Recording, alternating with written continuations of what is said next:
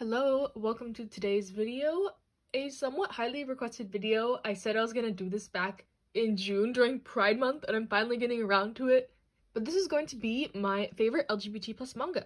So recently I did a video reviewing Our Dreams at Dusk, which I didn't really like. So I figured I owed it to y'all to show what I do like and some series that I recommend and why. I have about 12 titles in front of me. I didn't want to call this my top 10 LGBT plus manga because I feel like I've done that quite a bit already. So this is just a comprehensive look at what I like to see in these types of manga. So right out the gate, let's start with one that's a little bit not what you would think of when you think of LGBT plus manga. So I'd classify number 6 as a sci-fi story, actually. It is about a dystopian world where everyone lives happy in this society called number 6. It's kind of like a dome type thing. Everything's perfect, everything's lovely. Until one day when the main character meets this guy who is a underground character who is against the government, against the institution for many reasons. And it's kind of their journey fighting back against the evil in this so-called perfect world. Sounds like your basic dystopian thriller sci-fi story, but it's a lot more than that. I really love it. I love all the characters. And eventually through the story, these two characters do get together, but it is not the main focus of the story, which I really like. The main aspect is destroying the government, gays against the government. That's basically the plot of this, but it's really good. I really like it. It's only 9 volumes, so it's quite a short series. It is adapted from a novel, but I hope to read that soon. And then there's also an anime for this one, but I definitely think the manga is better than the anime so far from what I've seen. So yeah, I highly recommend if you want a, like I said, dystopian thriller, but like they're also gay, but it's not the main focus. And also there is some like blood and gore depictions quite graphically later on in the series, so be warned by that. One series I've been liking recently is I Think Our Son is Gay. So far there are 2 volumes out. I still haven't gotten my volume 2, but from volume 1 I know I'm gonna really love this series going forward. It's from the perspective of this mom who is pretty certain that her son is gay, but he hasn't come out to her, and she wants to provide a safe environment for him to feel like he is able to come out. And it's just a slice of life story detailing the mom's feelings and watching her son learn and grow, get a crush, etc. And the only kind of main conflict so far is that the dad in the story is slightly homophobic. He makes comments that are what makes it feel like the son can't come out to his family. So hopefully that is resolved throughout the series. But I'm really excited to read more. This is a lovely release by Square Enix, and I highly recommend it. I know a couple of you have picked this up, and I think this would be good if you don't want particularly a romance series that focuses around LGBT plus characters, because so far it's sort of more of a slice of life, introspective look into how the mom is feeling about this whole situation. But if you do want something that focuses more on the romance, I would recommend Sasaki Emiano. So this one, I kind of gave a lot of crap to in the beginning, because I'm used to being very analytical in my brain, especially with LGBT plus media. I look at it in a very critical light, which is why I don't read a lot of it. In case you're new here, I am a lesbian, so I tend to connect my own experiences to media a lot, which hinders my enjoyment for a lot of things. But this one, once I got past my whole analytical brain side of things, I started to really enjoy it. It's just a cute, fluffy story about this kid who likes BL manga, this older kid in his school who takes an interest into him, and he starts recommending him manga, and they're reading manga, and it's honestly just really cute and fluffy. There's not much more to say about it. If you just want a cute, mindless fluff read, I recommend this. Even though these editions are really skinny and expensive from Yen Press, if you can get your hands on this, I would recommend it. Moving on to some girls' love. This is another one I've only read 1 volume of because I can't get my hands on volume 2 yet, but Donuts Under a Crescent Moon. Now this one is one of the first girls' love series I have read that is focused on adults, which is so good. I really hope they continue publishing more adult girls' love series, because like I mentioned, I like to connect myself in these mangas, and this is one that will help me do that much better and much easier than characters in high school, since I am much past that. But yeah, the story so far centers around this girl who is very insecure in herself, and she's trying to get a boyfriend because that's kind of what society expects, and she's having a hard time accepting the fact that she doesn't really like men. She doesn't understand why she's unhappy in these relationships, but the one person that does make her heart pound is her coworker, who is a female. But yeah, so far there has not been any romance, but I'm really excited to see how they develop this character specifically. She has a lot of issues that she needs to work out, kind of the trope of having to love yourself before you can love anybody else, and I think that's an interesting take, and that it's not kind of an insta-love type thing, more of a slow build, which I'm excited to read. Another girls' love title that I love, Bloom Into You. This is a short one, 8 volumes. and it's basically about the student council president and this girl who gets roped into the student council by her. But the most unique thing about this manga is that it explores themes of asexuality. The main character at first does not think she can experience love. She doesn't understand what the class president sees in her and what this whole romance thing is all about. Why doesn't she feel the way that characters feel in shoujo manga, etc. And I think it's a really nice progression of the story. Admittedly, the class president is a little aggressive at first with her feelings, but throughout the story, I think it's really lovely. The pacing is good. The ending is good. It wraps up really well. I highly recommend this if you want a girls' love series with a bit of a twist. And there is an explicit scene at the very end in the last chapter, but I think it is pretty tasteful. Another title I've been recently loving is Boys from the Riot. So far there's 3 volumes out, but this is going to be a 4-volume series, so not very long. And basically this series is about a trans boy in high school, and he really loves fashion because that is the only way he can really express his masculinity, because at school he has to wear the girls' uniform still. And he meets this other character who also really loves fashion, and they decide to start a brand together. And the journey continues from there. Some trigger warnings for this are outing and transphobia, but I think so far this is a really nice coming-of-age tale.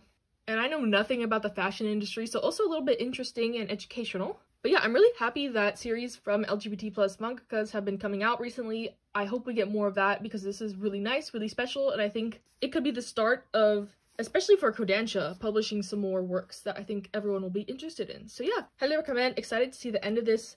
Hopefully I like the ending. I can't see how they can really mess this up, but I am awaiting the last volume, and I hope y'all give this a shot as well. A series that has a bit of a mixed reputation in the community is Blue Flag. So Blue Flag is kind of a spoiler for the first volume if I say this is an LGBT+ manga series, but basically it's kind of a love square situation, a school life, slice of life, coming of age tale, and the controversy comes with the ending. A lot of people dislike the ending, but I thought it was pretty good.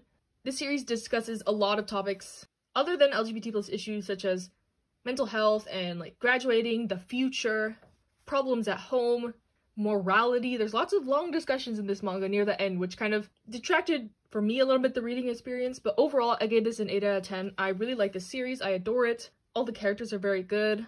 And I think this is a really refreshing thing, especially for Shonen Jump. I could see how this would be very eye-opening to a lot of people who typically read shonen and weren't expecting a series like this in Shonen Jump.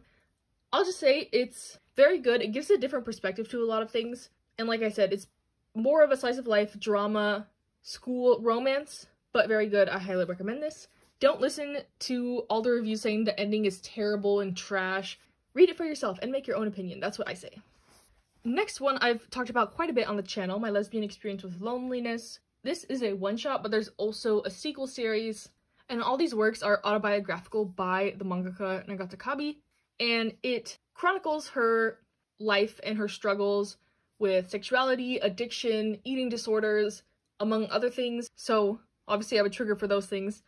But overall, I think this is a very profound, insightful look at her life. I found a lot of things in this relatable. This first volume is more about her exploring her sexuality and hiring a escort service because she's never been in a relationship and finds herself unlovable and all these feelings of doubt, which leads to other things in her life such as eating disorders and not being able to work, depression. It's a very heavy volume, but I really liked it, and I'm really liking the sequel series as well. I haven't finished that, but this one shot is very good. I highly recommend if you can stomach some of the themes that I discussed, and you most likely want to be 18+ to read this as well. This one I really want to talk about, My Love Mix-Up. So this is just volume 1, that's all that's available right now, but this is so good so far. I was laughing, I was smiling reading this first volume. I'm assuming it's gonna go into the BL direction. So far it hasn't, but I know there's a drama out for this right now, and from clips I've seen, I think it is going in that direction. So from this first volume, there is kind of a mix-up, My Love Mix-Up, which turns into a love triangle between these three, but it's just that, it's a mix-up, and it is resolved a little bit later in the volume. So yeah, really funny, school life, slice of life. I think it will turn into a BL, which is interesting because this is in Shoujo Beat. And yeah, I'm really excited for this one. I will be getting the next volume immediately, reading it immediately. It's something I'm tempted to read scans for, but I will not.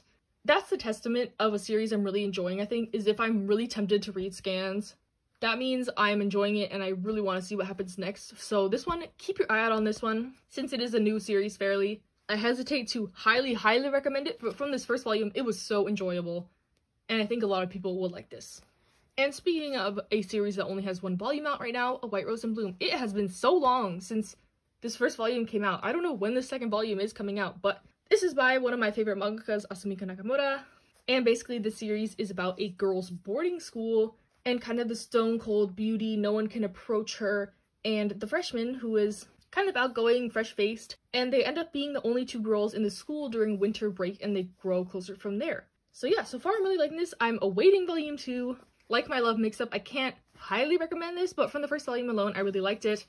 The art style is unique. If you know anything about Asumiko Nakamura, it is her classic art style, but I love it, and I recommend this. And then another thing by Asumiko Nakamura, this is probably my all-time favorite BL manga. I think this is pretty popular in the community. It has a movie as well that only covers this first volume, but it's very good. The art, the music, everything. It's everything gives me life, and so does Classmates. So Classmates is about two boys at an all-boys school, and they're tasked to sing a song for a choir performance. This boy can't sing. This boy is in a rock band. He can sing, and he walks into the classroom one day, seeing him attempting to sing, and decides to help tutor him. And the relationship forms from there. Really cute, really good, love the art. It follows them throughout high school in these first 3 volumes and their graduation. And then there is a lot of other sequel series such as Sora Tahara, Occupation to Beloved, Blanc, and the ongoing series right now. And it just follows their life. I love this couple. I am obsessed with Classmates. I've been obsessed with it since it first came out. And the only thing wrong with the series I would warn against is there is a creepy teacher who has a crush on him, and then later in the series is also in a relationship with a minor, so we don't stan him. He's the worst part about the series, but this is a really special series to me. I love it, and I highly recommend. I know some of these volumes are a little hard to get, though, right now, so if you can't, I would recommend the movie as well. And then I want to go to some honorable mentions, some things that I would recommend to a certain audience, like Given. So Given and I have a complicated relationship. This is highly acclaimed, a lot of people love this, but for me, there's a bit too much drama. If you like drama in your romance manga, you will like this. There is a plethora of drama, and that's not my favorite thing. As you can see from my list, none of these have a significant amount of drama, but this is drama-filled. But the best part of this for me is the music aspect. It's about these 4 dudes in a band. This guy originally wasn't in the band, but he convinces this guy to teach him guitar, and with that, he comes with a lot of baggage from his past relationship involving a suicide, so a trigger warning for that. But overall, I really like this couple. I don't like this couple very much, but if you want a messy, drama-filled romance with music and great art, I would recommend this. Like I said, it's very popular in the community. There's an anime, there's a movie, the OVA just came out, which I'm really excited about because the OVA has all the parts the movie left out that were my favorite parts, the best parts of that whole arc in my opinion. So yeah, I would say maybe watch the anime for this one. The music is superb. There is a certain song that will make you cry in season 1. That's actually the whole reason I got into the series. I saw the clip of the song on Crunchyroll's Twitter, and I was like, oh, I need to watch this. And then I was sobbing again when I watched it, and then I was like, let me read the manga. And this first part was so good, and then I got to the part I didn't like, and it's been going downhill from there, but I still need to read volume 6, and maybe that will redeem it for me. But this is why I put it in the honorable mentions. You have to like a specific type of romance manga to like this, which is not something I usually like, so I'm on the fence about this one. And then another honorable mention I would like to say is 19 Days. So this is a Chinese comic. There's no physical English release, but you can read it online pretty easily. And this one is much like the relationship I have with Classmates. I love this. I'm obsessed with this. I've been invested in this for years and years and years.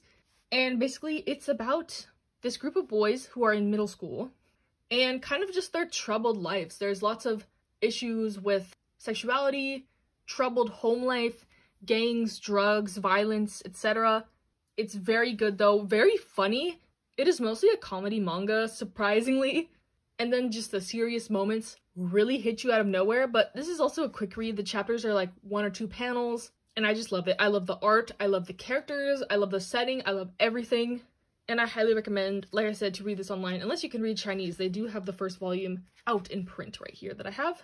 Everyone who I've recommended this to and who have read it really love this. I know Nana's Dreams recently got obsessed with this, and I don't blame her because this is obsessive worthy, so good. I could talk about this for hours. If you want to talk about this with me, go ahead. I love this, and I highly recommend. And then let's go with my favorite girls' love series, the Custasan series. This is just a cute, fluffy, girls in high school that like each other. Shy, quiet girl, athletic, outgoing girl get together. Really good. The first 5 volumes cover their time in high school, and then the next series is them in college, still ongoing. And admittedly, the art is really bad in these first couple volumes, but it does get better. And yeah, much like Sasaki Emiano, if you just want something cute and mindless and fluffy, I highly recommend this. There are some sexy time scenes, if you know what I mean, later in the series, but I think it's really tasteful, really good. I love this. I just like that it's so cute and fluffy and wholesome. They do have some minor conflicts that are resolved like within that chapter or that volume. Nothing's dragged out, not a lot of drama. It's everything I like in a romance manga in general, and I just highly recommend it. So yeah, that is my list of LGBT plus manga I recommend. Let me know some recommendations that you think I would like based on this, or just share your favorites and tell me what you think. Do you like any of these? Do you not like any of these?